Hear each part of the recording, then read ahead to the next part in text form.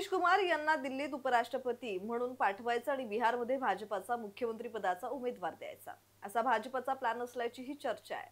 बिहारमध्ये ओबीसी आणि ईबीसी मिळून एकूण 63% लोकसंख्येवर नितीश कुमार यांची पकड आहे। त्यामुळेच नितीश कुमारांना उपराष्ट्रपती पदासारखं सर्वोच्च पद दिल्यानं बिहार निवडणुकीत भाजपाला फायदाच होणार आहे।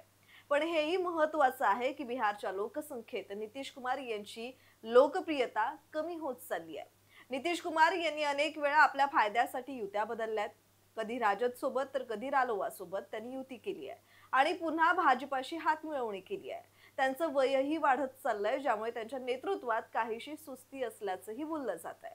नितीश कुमार यांना आधीपासून राष्ट्रीय राजकारणाची महत्त्वाकांक्षा आहेच।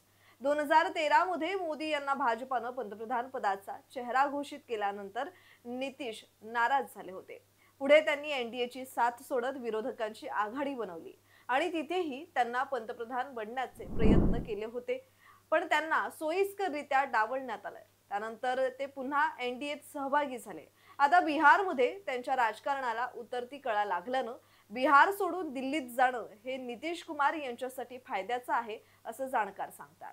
जागृत महाराष्ट्र न्यूज चॅनलला आता आपण ट्विटरवरती देखील फॉलो करू शकता।